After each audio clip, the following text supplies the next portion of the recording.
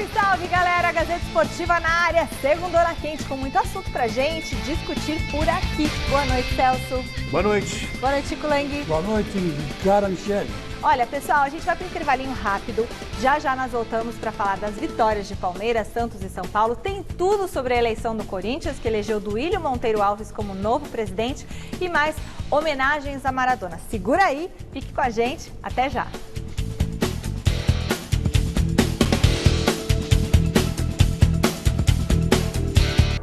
Beleza, galera? Então a gente já vai para a nossa enquete hoje para não perder tempo. Faltando 15 rodadas para o fim do Brasileirão, qual time é o favorito ao título? Atlético Mineiro, São Paulo, Flamengo ou um outro time? Celso Cardoso.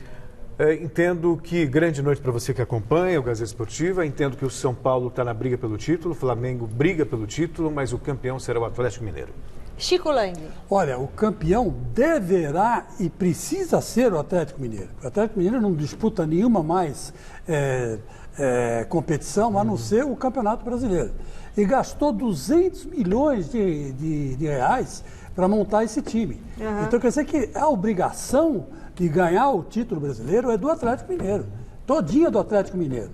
Agora, se você perguntar para mim, nessa pesquisa, quem eu acho que vai ser o campeão, eu vou dizer para você que é o São Paulo. É São Paulo? Eu acho que o São Paulo, dessa vez, ninguém tira. Veio com vontade, né? Agora engrenou, com muita vontade. É um time um pouco inconstante, é verdade. Tem certas peças que às vezes jogam bem, às vezes jogam mal. Isso eu acho que é porque tem muitos garotos no time, né? Uhum. Então há uma certa oscilação, né? Mas eu acho que o ponto de equilíbrio do São Paulo, pouca gente fala, mas eu acho que é o Daniel Alves. O Daniel Alves é aquela coisa, você está em campo, você está perdido, você não tem para quem olhar, você olha para o Daniel Alves, você fala, pô, o cara ganhou 40 títulos. Tá aqui comigo. É o maior lateral direito do mundo nos últimos 10 anos. Uhum. Né? E de repente ele está aqui do meu lado, jogando comigo, então pera um pouco, para que eu vou ficar nervoso? E aí a coisa sai. Você sabe que isso é importante, viu? Isso é importante. Sabe que eu sempre me senti assim, quando eu, às vezes, começava o Gazeta Esportiva, agora, né, com mais experiência, mas assim, de ter você do meu lado na bancada, o Celso Cardoso, passava confiança também. O Avalone, você chegou a trabalhar com o Avalone. Pô, Avalone. O Avalone me deixava um pouco tensa, porque o Avalone dava umas broncas, brigava. É verdade. Não sei, alguém estava aqui quando o Avalone caiu da cadeira? Ixi, ele dá bronca no ar, porque eu dei risada. Mas, eu acho que o time estava. Mas, assim, de ter um time que você confia, que sabe que segura a ponta, sei lá, se me der um piripaque aqui, o Celso segura, o Chico segura, né? Verdade. E vice-versa. Isso é muito interessante que o Chico falou. E pouca gente dá valor ao Daniel Alves, mas nesse aspecto ele é importante, porque ele é o equilíbrio do time. Ele dá segurança para essa garotada. Entendeu? E muita gente menospreza, ele devia jogar na lateral direita. É o Celso. Ele não pode jogar no meio campo. Olha, não importa, ele pode jogar até no gol. Uhum. O importante é ele estar no time, porque ele é o cara, entendeu? A referência. Ele é o cara que segura as pontas, é um cara que está jogando futebol porque quer. Não precisa mais. Está milionário, bilhardário, está tão rico quanto o Ronaldo Fenômeno, ou até mais, não é verdade? Então ele está lá porque ele gosta, porque ele quer. Então é isso que tem que se respeitar no Daniel Alves. Muito bem. Então você que está lá em casa, sentadão no sofá, nessa segunda-feira chuvosa aqui de São Paulo, vote no site gazetesportiva.com. Você pode usar o nosso QR Code que aparece aqui do ladinho e entrar direto no site e mandar um vídeo pelo WhatsApp de até 10 segundinhos. Anota aí 11 99479 1633, dando a sua opinião. Já esqueceu a enquete, né? A enquete é, faltando 15 rodadas para o fim do Brasileirão, qual time é favorito ao título? As hipóteses são Atlético Mineiro, São Paulo, Flamengo ou outro. Mas vai que você é, sei lá, palmeirense, você no WhatsApp pode falar o que você bem entendeu, tá bom? Já tudo sobre a eleição do Corinthians, hein? Já. Chico Lang tá doido pra falar. Bom, no sábado, o Palmeiras engatou a 10ª vitória no Brasileirão e colou no G4, 3-0 para cima do Atlético Paranaense, com 2 gols do Rony e um do Patrick de Paula. Olha que bom o Patrick aparecendo de novo. O Rony, inclusive, muito criticado quando o Luxemburgo era o técnico, agora desencantou com o Abel Ferreira. O Verdão é o 5º colocado com 37 pontos, mesma pontuação do Inter, 4º colocado. O Palmeiras entrou na briga, Celso, porque para mim eu colocaria ali, o outro é o Palmeiras. O Palmeiras entrou na briga. briga sim. Diminuiu a pontuação, tem um bom elenco, tem um time sólido, embalou, ganhou confiança. Jogadores que vinham mal agora estão bem. Rony, Rafael Veiga, que ganhou uma sequência muito parecida com a que ele teve no Atlético Paranaense, que foi quando ele despontou, se destacou. A gente vê o Lucas Lima voltando a jogar bem, Gustavo Scarpa voltando a jogar bem. Então é um Palmeiras que reencontrou o bom futebol. E um Palmeiras em paz com bom futebol vai ser favorito sempre. Então o Palmeiras ele entra na briga sim. Está um pouquinho mais atrás, mas tem muito campeonato pela frente. Palmeiras eu vejo como um dos candidatos. Eu acho que o Palmeiras começou a ganhar esse favoritismo que o Celso disse depois da chegada do Abel Ferreira. O Abel Ferreira, olha que coisa gozada, ele jogou contra o Atlético Paranaense no 4-2-3-1. Olha que versatilidade. Ele tinha jogado uma partida anterior no 3-5-2. E às vezes ele faz uma variação por 4-3-3. Quer dizer, ele tem já na cabeça dele vários esquemas definidos de acordo com o elenco que ele tem na mão. Tá. Então, quer dizer, ele não é aquele professor Pardal que tem um esquema na cabeça, 4-3-3, e eu vou jogar no 4-3-3 e está acabado. E só daquele jeito, né? E vou jogar só desse jeito e pronto. Não, ele joga de acordo com a equipe. Então você vê que, olha que o Gabriel Menino jogou na lateral direita, o Emerson jogou junto com o Gomes na zaga, né? O Vinha jogou na esquerda, quer dizer, Zé Rafael, Danilo, Lucas Lima, Patrick de Paula, Gustavo Scarpa, todos no meio campo, né? E o Rony lá na frente. E ele acertou também a posição do Rony. O Rony, para quem achava que era um cara que corria pela esquerda, que nem um louco, ou pela direita, conforme os técnicos colocavam ele antes do Abel, erraram muito, porque ele como centroavante, ele mostra muita versatilidade. Ele é muito bom finalizador, dentro da área, né? E também cria jogadas, cria situações para os outros, mas ele é um bom finalizador, né? Então, quer dizer que quem que descobriu isso? O Abel Ferreira. Isso nem o Cebolinha tinha descoberto. Quem descobriu foi o Abel Ferreira. Foi o português. Foi o português. Então o português foi um tiro certo dado pelo Palmeiras.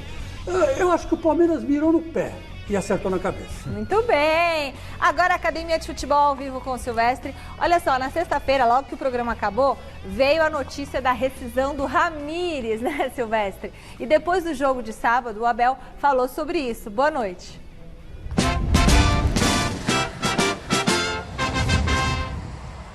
Boa noite, pessoal. Grande semana para todo mundo, sem dúvida. Eu fiz até a pergunta para o professor Abel Ferreira após a vitória de sábado à noite sobre o Atlético Paranaense, mas é bom a gente colocar os fatos por ordem cronológica até para esclarecer o telespectador, quem está nos acompanhando.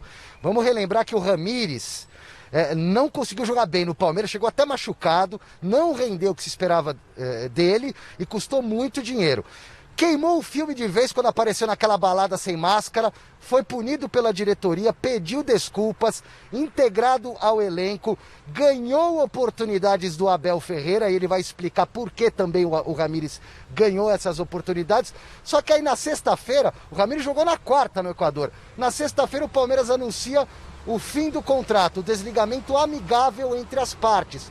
O Ramires posta no Instagram, no canal dele no Instagram, nas redes sociais, que se desligou por motivos pessoais, que está tudo certo, agradeceu muito ao Palmeiras, aos companheiros, tinha uma ótima relação com os jogadores, e em especial com o professor Abel Ferreira, que tinha elogiado muito o Ramires na quarta-feira. Só que aí na sexta ele sai do Palmeiras, sábado não joga, e eu faço essa pergunta para o português. Você ficou surpreso com a saída do Ramires? Segue a resposta. Olha, estou-me a falar do Ramires e eu estou-me a arrepiar aqui a pele de galinha. Eu não sei o que é que o Ramires fez aqui. Eu sei que nós hoje, enquanto equipa, prometemos que íamos ganhar este jogo e dedicar ao Ramires. Este jogo é inteirinho para o homem Ramires. Infelizmente hoje existe uma droga na nossa sociedade que se chama redes sociais. É uma droga. E nós julgamos as pessoas sem as conhecermos. E ele é um ser humano fantástico, que porventura passou um período mau da sua carreira, aqui no Palmeiras, mas que desde a minha chegada, eu falo da minha chegada, ajudou e muito a nossa equipa. E muito. E ele só fez mais estes 2 jogos porque eu lhe pedi, porque a equipa precisava e não tínhamos absolutamente mais ninguém. Vocês ouviram aí no comecinho, né? O português falando, estou arrepiado como pele de galinha. Pele de galinha, você depena na galinha, fica aquela pele toda arrepiadinha, né? Parece. Enfim, achei muito interessante porque ele revelou aí nessa resposta, até para vocês comentarem, que o Ramires já tinha se desligado do Palmeiras, entrado em acordo, e ele, Abel Ferreira, pediu para o Ramires ajudá-lo. Porque o Palmeiras estava com muitos casos de Covid e precisava de um volante. O Ramires ficou mais alguns jogos e depois disse adeus. Já já eu volto para falar mais do Verdão, Michele. É interessante isso que o português falou, existe um problema com essa questão de redes sociais, né? Um vício isso daí, né? Então, não sei... Não é só isso, é a questão também que fica todo mundo mais exposto. Todo mundo também tem acesso à opinião. Sim. Apontar dedo, fazer julgamentos e realmente é algo muito sério. Mas, por outro lado, já que estamos essa nova maneira de enxergar o mundo, se relacionar, as pessoas estão muito voltadas às redes sociais, os jogadores também poderiam ter um pouquinho mais de cuidado, sabe? Um pouco mais cuidado em relação à exposição, aonde vão. Ao que faz, ao que mostra. Exato, né? Que antes era muito mais fácil você deixar de maneira privada. Hoje qualquer um tem um celular, tem um celular na mão, postou, acabou, viralizou. Gente, acabou. Viralizou. Então, e muitas vezes algo poderia ser normal, deixa de ser. Não, pensa só, na época de Vampeta, Marcelinho, se fosse aquela época com o celular de hoje, ia acabar com a carreira de todo mundo. Na época do Pelé, o Pelé era um... Pelé! Todo mundo sabe que o Pelé era um mulherengo no de camarote lá com a Xuxa e tudo mais. Nossa Senhora, ele tinha várias namoradas, né, o Pelé. Sempre teve, né? Por exemplo, Garrincha, né? Esses caras todos eram aviões, né?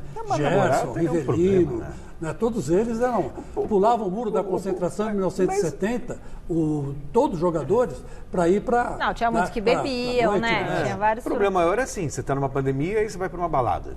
Aconteceu com o Atlético Mineiro, 2 jogadores, Marrone e não me recordo qual o outro agora. Aí o Marrone levou uma dura por causa disso aí. Sabe, o Ramires também, aconteceu com o Arboleda, então... O jogador precisa ter um pouquinho mais de cuidado, né? Cuidado. Faz a balada na casa A consciência é mais importante ainda que o cuidado, porque se você for consciente, você vai se expor. Mas se tiver exposição, o Borreiro me lembra que o Vinícius, né? Borreiro e o Marrone. E aí, você vê, né? Então, é o tipo de situação que pode ser evitada, né?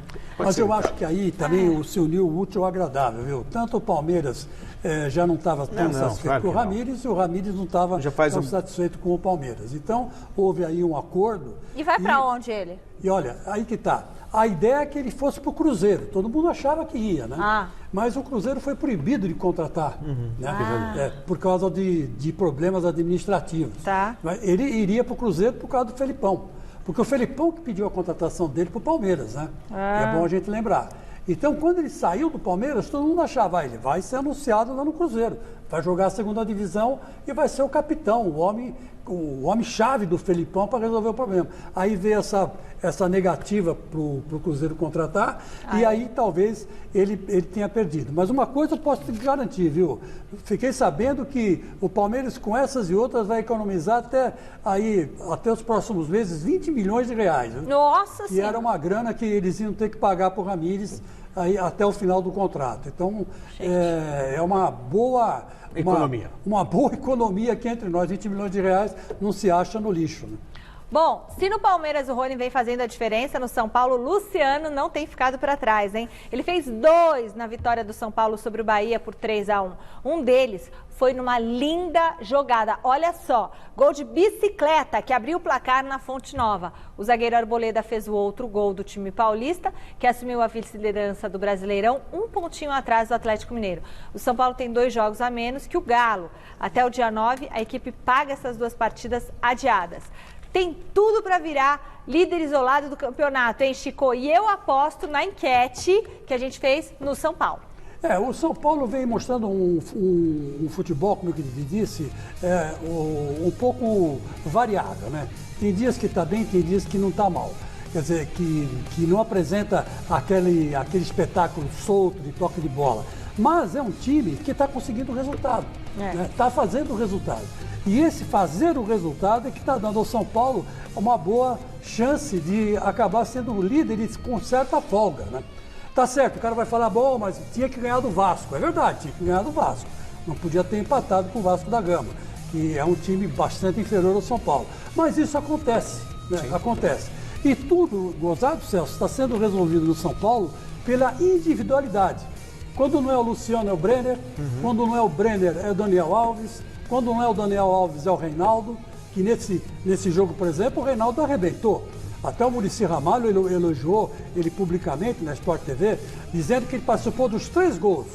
Foram 3 passes dele. Quer dizer, até estava sugerindo que ele fosse convocado para a seleção brasileira, que hoje, no futebol brasileiro, ele é o melhor lateral esquerdo que existe. Daqui a pouco o Garrafa vai falar sobre isso no link dele. Isso Exatamente. Aí. Então, quer dizer, que é uma coisa curiosa, que você vê que o São Paulo tem individualidades. Caras resolvendo a parada, né? E isso é muito importante para um time que quer ser campeão. Se bem que eu acho que no São Paulo mesmo é mais importante, viu, Chico? Eu até entendo o que você está dizendo, o Luciano fazendo gol, um atrás do outro, antes era o Brenner que engatou uma sequência, depois parou de fazer gols. Mas o São Paulo também é fruto de um conjunto, sabe? Eu acho. O conjunto do São Paulo é bom, é bem treinado. Você vê que o time do São Paulo não tem nenhuma peça individualmente capaz de estourar em qualquer outro time. Eu repito aqui, algo que eu já disse aqui no mesa, eu não vejo um único jogador do São Paulo titular no Flamengo, por exemplo. Daniel Alves não seria titular no Flamengo? Tenho minhas dúvidas. Porque no meio ele ia brigar com o Gerson. E na lateral? Na lateral tem o Isla que está muito bem. Quer dizer, então, sabe, nem ele. Talvez ele, mas ainda assim não tem. Mas só que o conjunto prevalece em detrimento da individualidade. Né? Eu acho que o Luciano consegue fazer o gol, o Brenner, porque tem a assistência dessa jogada que vem de trás e tá cadenciando o jogo, né? Você vê, por exemplo, o Igor Gomes. O Igor Gomes estava meio oscilante, né? Estava meio oscilante, estava saindo do time. Aí o Hernando sentou no banco, quer dizer, já fez uma sombra, o Igor Gomes começou a melhorar. E isso é uma coisa que ele tem que elogiar o Diniz, ele tem paciência. Sim. Ele acredita na paciência, passa confiança. Com alguns jogadores, e principalmente os mais jovens. Muito bom. Mas não é só o Luciano não que vive boa fase no São Paulo. O Osmar Garrafa chega direto do CCT da Barra Funda para contar pra gente quem é esse outro jogador, né, Garrafa? Já dei o spoiler aqui. Conta pra gente.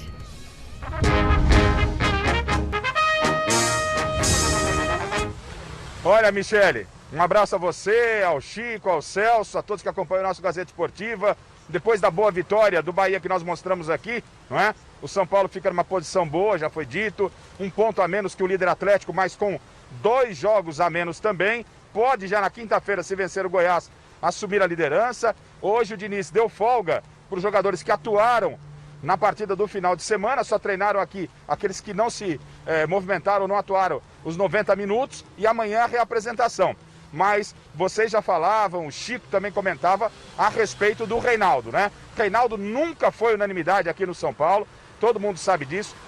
Foi muito questionável, essa é a segunda passagem dele, ele saiu, foi até a Chapecoense, depois voltou, foi numa crescente e nas mãos do Diniz, com o esquema do Diniz, o Reinaldo vem funcionando muito bem. Tanto é verdade que no jogo contra o Bahia, ele participou ativamente dos 3 gols. Acompanha aí os números do Reinaldo no São Paulo. Participou dos 3 gols nos últimos jogos. Ele tem sido um jogador muito regular. Dos 46 jogos que o São Paulo disputou nesta temporada, o Reinaldo esteve em 40. É um cara que não está desfalcando o time, né?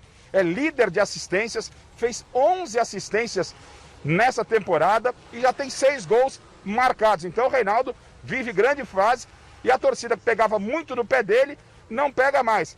E elogios por parte do técnico Fernando Diniz ao Reinaldo não faltam.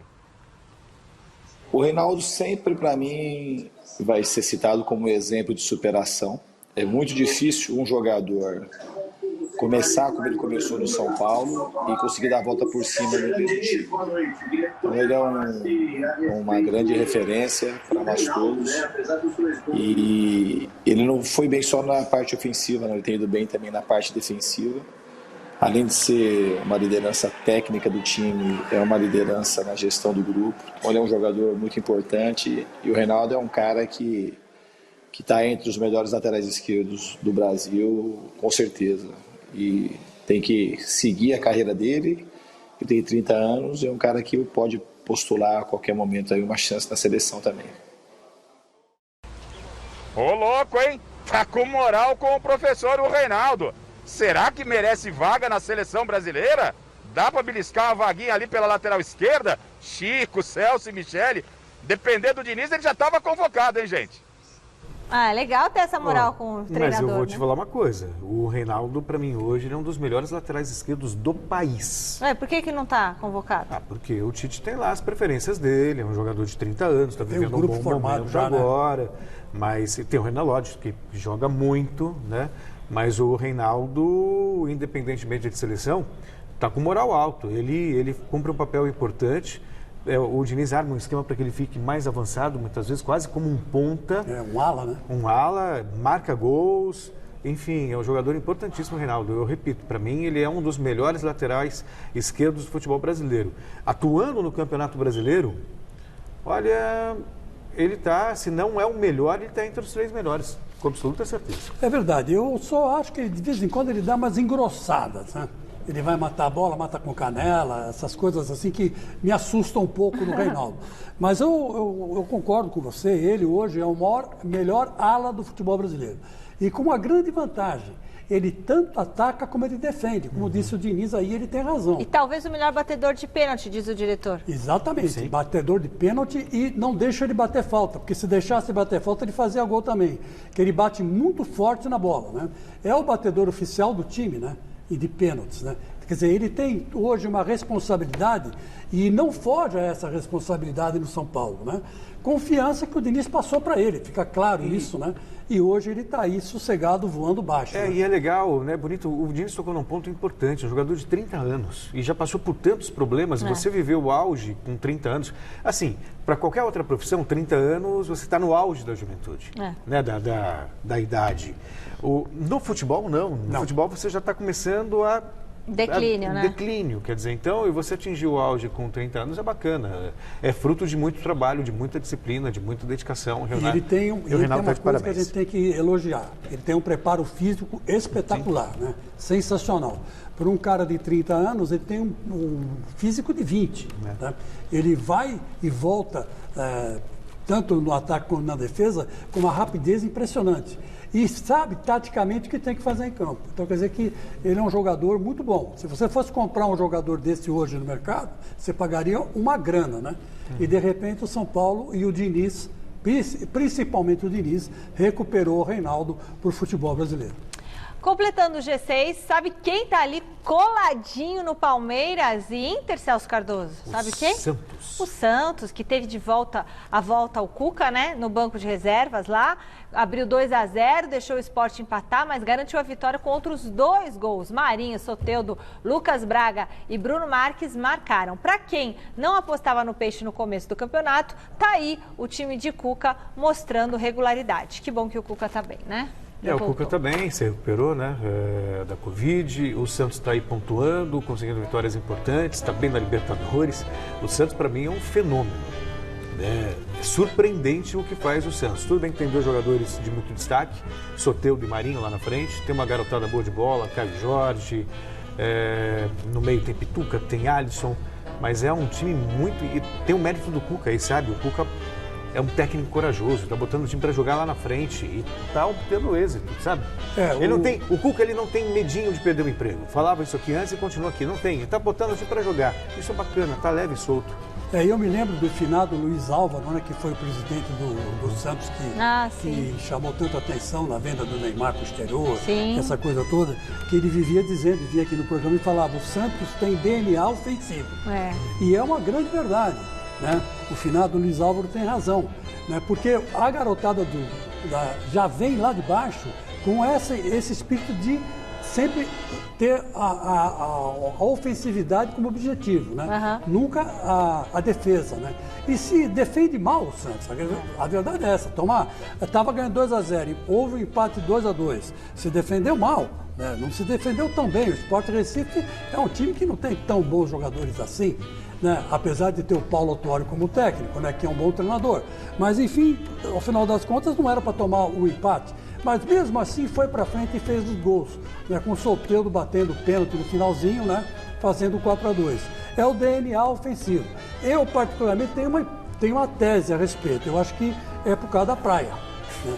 O cara aprende a jogar na praia, treina na praia, e na areia sempre é mais difícil, né? Você fica com o pé mais pesado. Aí você, quando tá na grama, você voa. Quando você tá na grama, você voa. Eu acho que tem tudo a ver com essa ofensividade do Santos, mas enfim, DNA ofensivo, sem dúvida nenhuma, o Santos tem. Bom, agora sim chegou a hora, Chicão. Jonas Campos, ao vivo lá do Parque São Jorge, tudo sobre a eleição do Duílio Monteiro Alves, novo presidente do Corinthians. Boa noite para você, Jonas.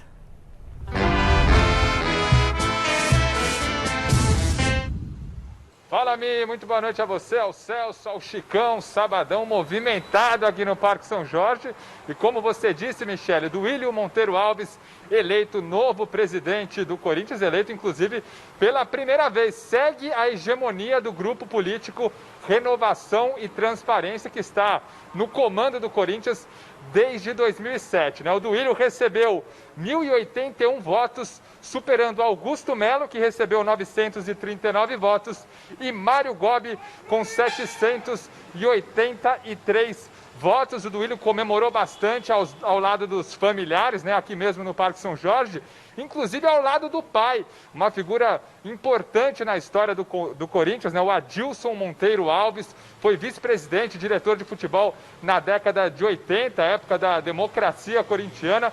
Então, uma figura importante, e o Adilson, pai do Duílio, prometeu, inclusive, ajudar e fazer parte da gestão do mandato que se inicia oficialmente no próximo dia 4 de janeiro. O repórter Osmar Garrafa esteve aqui nessa cobertura e conseguiu, inclusive, uma palavrinha exclusiva com pai e filho, o Adilson e Duílio Monteiro Alves, novo presidente do Corinthians. Vamos ouvir. O Corinthians vai ser transformado, nós vamos mudar o clube para esse mundo atual, para esse mundo digital, e principalmente o Corinthians vai estar sempre brigando lá em cima, sempre atrás de títulos, como sempre foi, como vem fazendo nos últimos anos, mas com muita responsabilidade e com uma nova administração, uma gestão bem moderna. Desde que saí do Corinthians, recebi alguns convites, nunca pude aceitar e outras vezes não quis, mas meu filho, não tem como.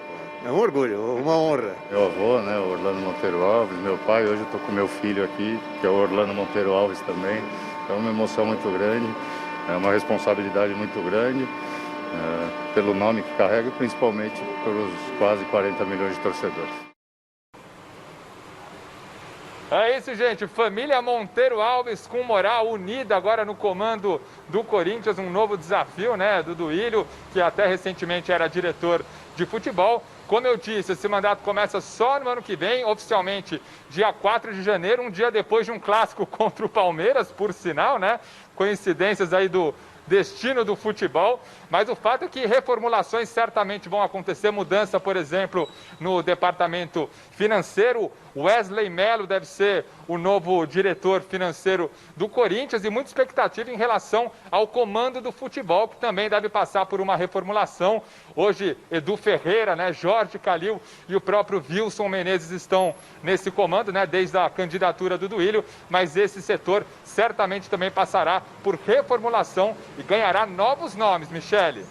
Obrigada, Jonas. E foi surpreendente, O Augusto Melo, que todo mundo dizia que era um azarão, ficou em segundo lugar. Na frente do Gobi. E à frente do Gobi, por cento e poucos votos, Não pega o Duílio, Chicão? Então, mas o Augusto Melo tinha uma proposta boa, e tem ainda, Por sorte, fala bem, e fala bem, é um cara que vive o clube, E com certeza acho que vai ser aproveitado pelo Duílio na gestão que vai vir pela frente, O Duílio, de cara, você percebe que ele vai mexer no departamento de futebol. Ele vai afastar o Edu Gaspar, vai colocar o Edu Gaspar para trabalhar junto ao Conselho Deliberativo. O Edu Gaspar não, o Edu Gaviões. Desculpa, o Edu Gaspar era o anterior. Tomara que ele voltasse ao Corinthians, mas não vai voltar. O Edu da Gaviões, ele vai colocar junto ao Conselho, para trabalhar melhor. O Jorge Calil deve ser afastado, também, deve ceder lugar a outro, e vai ser colocado em outro lugar lá dentro do Parque São Jorge. O marketing ainda está livre, o departamento de marketing ainda está livre, vai ser um departamento importante para a gestão que ele quer fazer. Ele quer puxar um dos melhores do mercado, não sei se ele vai conseguir, E também tem os salários em dia, né? Que agora ele vai já prometeu que vai cumprir à risca esse negócio de não atrasar mais os salários, como estava sendo atrasados, né? E, aliás, só foi com a saída dele, né? Vai manter o Mancini, foi com a saída dele que os salários começaram a atrasar. Agora eu quero fazer uma pergunta para o Chico Lang e para o Celso, que entendem muito desse bastidor. O Duílio vai ser o presidente do Corinthians ou o Andrés vai continuar, sendo o presidente do Corinthians porque elegeu o Duílio? Eu continuo, o Duílio tem vida própria, ele é apoiado pelo Andrés, mas cada um segue o seu caminho. Ele pode, de repente, ouvir o Andrés, mas a gestão é do Duílio. Será que o Andrés vai continuar como testa de ferro? Não, é um grupo, você pode discutir os rumos juntos, você pode até brigar, romper, mas o Duílio tem vida própria. Eu imagino assim, até pela herança de família, tem vida própria. Eu concordo com você, e não é à toa que ele está puxando o pai para ajudá-lo, né? É que o pai tem uma força grande dentro do Conselho Deliberativo do Corinthians, né? Isso não significa que o Andrés não possa, de repente, virar diretor de futebol, estar presente. Sim. Isso, né? Pode, porque eles fazem parte de um grupo que está há 16 anos lá. E é um grupo de 16 anos de sucesso. No mês, o Duílio falou que o Andrés não vai fazer parte da gestão dele. Mas eu estou dizendo, mas poderia acontecer, por exemplo, entendeu? Nada Ele já falou que não, né? Mas, quem sabe? Eu acredito que não. Eu acho melhor não, sinceramente, para ele poder fazer o trabalho dele. Agora, uma coisa é pelo que menos no começo. A gente tem que atribuir ao Duílio. O Duílio é 70% razão e 30% emoção. Isso é bom, não é? Isso aí a gente tem que deixar bem claro, porque ele vai trabalhar com a razão, ele vai ser racional no comando do Corinthians e pode surpreender muita gente. Recadinhos pelo WhatsApp, roda aí. O campeão brasileiro de 2020 será o Atlético Mineiro. Sérgio Santos de Suzano, um abraço a todos. Michele, Chico, Celso, o campeão indiscutivelmente vai ser o São Paulo, que hoje, na minha opinião, tem um elenco e time melhor que o do Flamengo, discordando um pouco do Celso. Um abraço a todos, Fontana de São Paulo. Michele, boa noite a todos da Gazeta. O favorito campeão é o Palestra, é o Verdão, é o Palmeiras. Boa noite a todos. Boa noite, é isso aí, eu concordo com o nosso telespectador. E lá na Argentina, uma outra bela homenagem aconteceu na Bombonera, no jogo do Boca Juniors diante do Newell's Old Boys. Depois desse golaço de falta do Cardona, os jogadores do Boca se colocaram na frente do camarote onde ficava o Maradona e prestaram uma homenagem à filha do ídolo que estava assistindo o jogo. Ao final da partida, os atletas voltaram a homenagear o craque que faleceu na última quarta-feira. O povo argentino ainda vai demorar para se recuperar dessa perda. E outra coisa, 312 gols, tá? A coisa vai subindo aqui de acordo com a passagem da avaliação. 312 gols, Chico, na carreira. Na verdade, essa homenagem foi uma coisa muito bonita, né? Os jogadores do Boca têm no Maradona, o torcedor do Boca, né? O seu grande ídolo, o eterno ídolo, né? E eu acho que foi muito justa, muito bacana. As filhas dele choraram, né? Agradeceram, né? Ficaram emocionadas. E o povo inteiro argentino. O Maradona, eu acho que o Maradona era o argentino mais brasileiro que existia, né? Ele vivia mais aqui no Brasil que na própria Argentina. Gostava de vir para cá, gostava de ter contato com os jogadores brasileiros. O ídolo dele era o Rivelino, o maior ídolo. O maior ídolo dele foi o Rivelino, o Roberto Rivelino.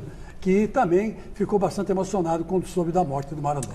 Enquanto o Atlético Mineiro se recupera do surto de Covid-19 que afeta o clube, membros da torcida organizada Galoucura flagraram os jogadores Marrone e Borreiro numa balada em Belo Horizonte. Dá uma olhada nisso. Não, já peguei já, não. Não, já pegou, já. Você é dono do... Você pegou, mano? E o time? Você é dono do time da Kenaipe, irmão? Você tá ficando doido, irmão? O time disputando o brasileiro aí, o que é que foi, irmão? O que tá pegando alguma coisa, hein? Tá pegando alguma coisa? Pra mim tava pegando, hein? Tá ligado? Tá tirando, mano. Você tá ficando doido. Não, vem cá, não, mas deixa eu te falar, irmão. Deixa eu te falar, espera aí. Não, espera aí, irmão. Sai fora aqui, meu irmão. Sai fora, senhor. Mete o pé aqui, desgraça. Mete o pé aqui, desgraça.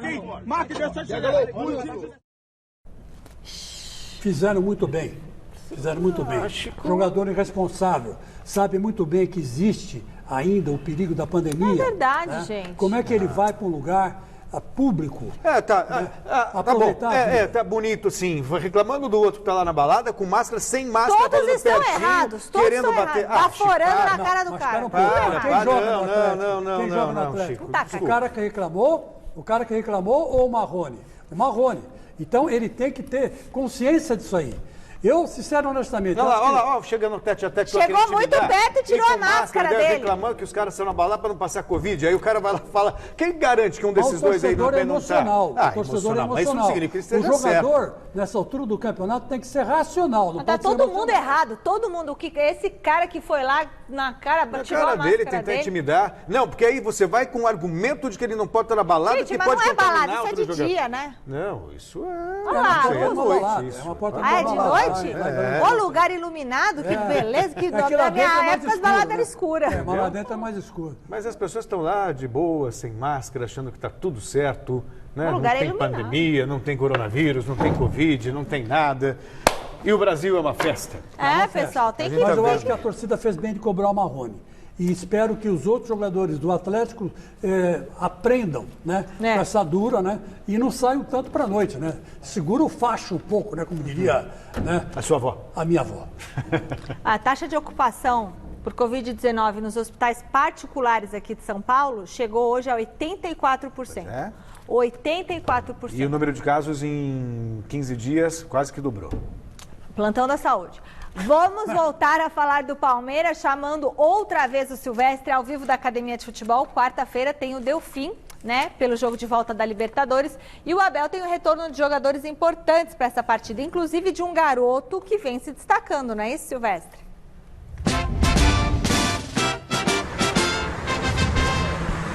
Verdade, Michele. O Danilo, que é soteropolitano, nasceu na Bahia, moleque que pegou Covid, ficou afastado uns dias, está sendo aproveitado novamente. Ele tem ficha técnica dele, por favor, na tela. Tem 19 anos, ele já jogou, é volante, é canhoto, é muito bom jogador, não é volante só marcador, não. Já jogou 17 partidas no time profissional do Palmeiras, das quais 5 como titular. Ainda não marcou gol no time profissional do Palmeiras, mas perdeu hoje, Michele, a virgindade. A primeira entrevista coletiva do garoto Danilo aconteceu nesta segunda-feira e ele falou a respeito do convívio com os jogadores, como é que está sendo conviver também com o Abel Ferreira, onde ele mais gosta de jogar. Fala aí, garoto bom de bola. Matando o leão a cada dia e a cada jogos. E ele sempre pede para dar o nosso máximo todo dia e todos os jogos, que lá na frente, depois dos 90, a gente vai ser recompensado. Que bom, né, por professor, né, completando aí um mês já com nós. Sim, ele pede para mim acelerar o jogo, dar bem dinâmica, né, na partida, e tô podendo fazer esse papel bem e ajudando a equipe. Eu me sinto mais à vontade de 5 mesmo. E o Palmeiras é gigante, né? E todas as posições vai ter briga acirrada e quem escolhe é o professor Abel e a comissão dele. Danilo deve ser titular, até porque o Ramires saiu, o Felipe Melo, que voltou a ser volante depois que o Luxemburgo foi embora do Palmeiras, está machucado, então o Danilo deve ser titular quarta-feira contra o Delfim. Palmeiras tem tudo para garantir a vaga nas quartas de final da Libertadores em casa, contra a equipe equatoriana. Retornaram hoje aos treinamentos aqui os 2 de 3 artilheiros do Verdão, William Bigode, Rafael Veiga, cumpriram quarentena da Covid-19, treinaram, ficam à disposição. Em compensação, Marcos Rocha e Renan pegaram Covid e estão de molho, Michele. O negócio vai indo, né? Obrigada, Silvestre. E aí? A volta do Veiga é importante, o Veiga, né? O William Bigode também é um jogador que eu acho... Mas aí perde 2 também. Considero, isso faz parte, mas por isso o Palmeiras tem um bom elenco, né? Tem um belíssimo elenco Palmeiras. Tanto que a gente tem falado aí, teve um dia, 19 desfalques, 23 desfalques. Você olhava, o time tinha Lucas Lima, Gustavo Scarpa, sabe? Luiz Adriano. Era um time, sempre foi um Palmeiras muito forte, um time muito forte. Um técnico bastante inteligente, esse Abel Ferreira, né? Ele sabe usar bem o elenco, dosar bem o elenco. Por exemplo, esse Danilo, que até agora não fez gol. Dá para entender por que o Ramires está saindo, né? O Palmeiras está bem servido. Bem servido os jogadores para a posição. Garotos novos, né? E esses garotos entram com segurança, né? Você vê que o Danilo foi dar entrevista e ele tem até dificuldade de se expressar, né? Você vê que a primeira estava um pouco nervoso, tal, mas ele em campo joga muito bem, não é verdade? E dá conta do recado. E com a volta do Jailson, do Bigode, do Rafael Veiga, eu acho que o Palmeiras fica mais forte. E o Palmeiras não pode bobear com esse Delfim, viu? Tem que ir para cima e tem que resolver logo a parada. É uma vantagem legal que o Palmeiras tem, mas não pode bobear. O Palmeiras aqui entre nós, Chico, é o que pegou a chave mais fácil na Libertadores. Chance zero de acontecer alguma coisa. De acontecer. Um desastre. Aí você disse que seria uma hecatombe. Só uma hecatombe tira a vaga do Palmeiras. Eu também acho. E acho que o Palmeiras está... Falei isso antes do primeiro jogo. Essa é uma Libertadores em que o Palmeiras nunca teve um caminho tão fácil para chegar na final. Chico, qual na final, destaque... Não diria, mas na semifinal, sim. Qual o destaque do São Paulo nos últimos jogos para você? Luciano, lógico. E é dele mesmo que o Garrafa vai falar ao vivo, em frente ao CCT da Barra Funda. O Diniz não pode reclamar da dupla de atacantes, né, Garrafa? Quando o Brenner não decide, o Luciano aparece para botar a bola para dentro do gol.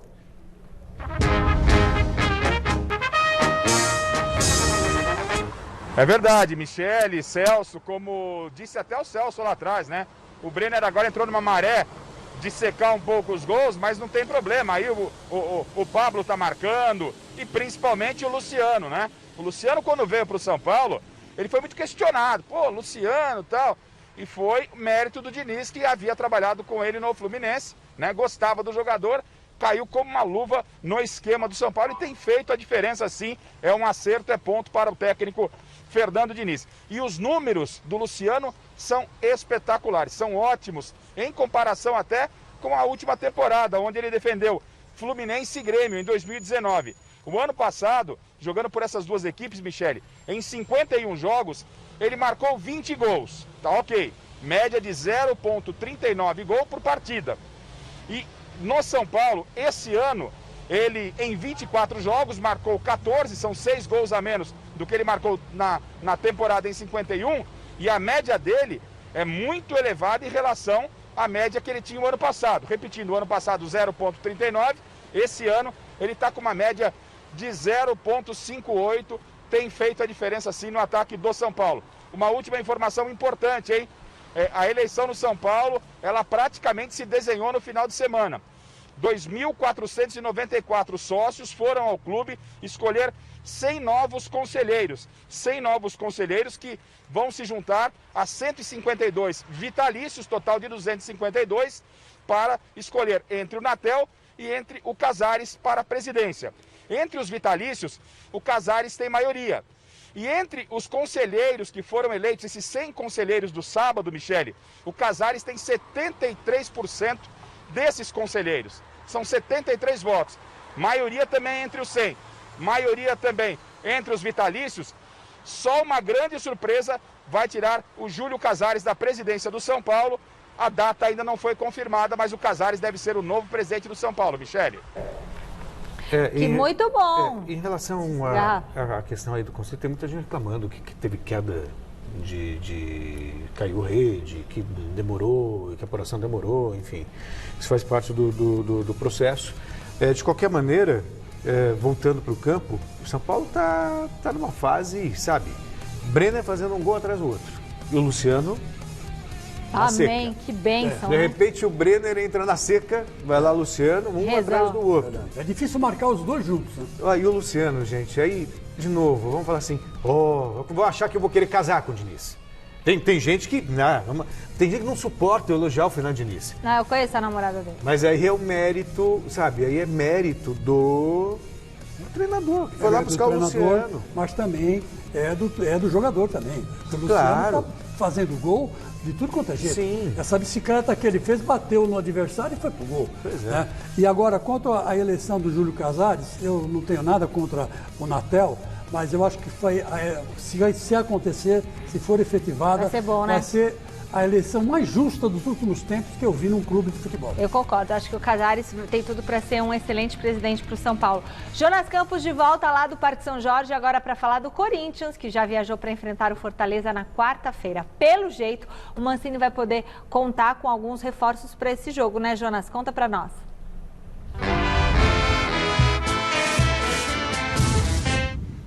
Pois é, Michele, é confronto direto, né? Corinthians e Fortaleza com 29 pontos ali brigando acirradamente na tabela de classificação do Campeonato Brasileiro. Timão seguindo viagem para Fortaleza, deve chegar lá em breve. Treina amanhã no CT do Ceará. Hoje fez o último treino aqui na capital paulista com boas novidades, como você disse. Ramiro treinou normalmente, sem restrições, deve inclusive retornar à equipe titular. E o Cássio, né, que teve um probleminha na coxa na semana passada, também já treina sem restrições. Outra boa notícia é que o Cássio hoje foi julgado pelo STJD por conta da expulsão contra o Ceará, pegou um jogo de gancho, já cumpriu, né, a suspensão automática, então está liberado para enfrentar o Fortaleza. Já o Bruno Mendes, também julgado pelo STJD por causa daquela cotovelada, expulsão no duelo contra o Atlético Paranaense, pegou 2 jogos, né? Já cumpriu suspensão automática, então na teoria fica fora do duelo de quarta contra o Fortaleza. O Corinthians ainda pode tentar um efeito suspensivo. Vamos ver, né? Enquanto o Timão trabalha, né, bastante nessa semana e tenta se reerguer no Campeonato Brasileiro, Fortaleza tem 2 jogadores em quarentena diagnosticados com a Covid-19 e a coisa está quente por lá, viu? A galera está abusando e 2 atletas do Fortaleza, outros 2, né, não os 2 diagnosticados, foram pegos na balada. O David e o Yuri César, em plena pandemia, flagrados na balada. O Fortaleza promete resolver tudo internamente, mas o clima está quente por lá, Michele. É complicado. Não, Valeu, assim, Jonas. Não é só a questão de ir para balada, é a falta de responsabilidade, sabe, a falta de conscientização. Não é. O jogador pode não pegar nada, mas ele pode ficar fora do jogo, contaminar companheiros que também vão desfalcar o time, sem falar das outras pessoas que convivem, que sabe, pensar um pouquinho, né, gente? É verdade, isso falta de cabeça. Profissionalismo. É, falta de cabeça, né? Canja de galinha não faz mal para ninguém, né? Para se precaver, principalmente. Agora, vai fazer falta o Bruno Mendes, viu? O Bruno Mendes vai ficar fora o jogo, né? Não vai enfrentar o Fortaleza. Ele que estava fazendo uma boa dupla com o Gil, né? E lamento muito. Agora, na frente, o Jô precisa começar a fazer gol, né, gente? Ô, Jô, como é que é, meu filho? É só a bola chegar nele. A gente tem que torcer para que volte, né, os outros jogadores na sua posição. Enquete, a maioria respondeu que campeão vai ser outro. É o Palmeiras.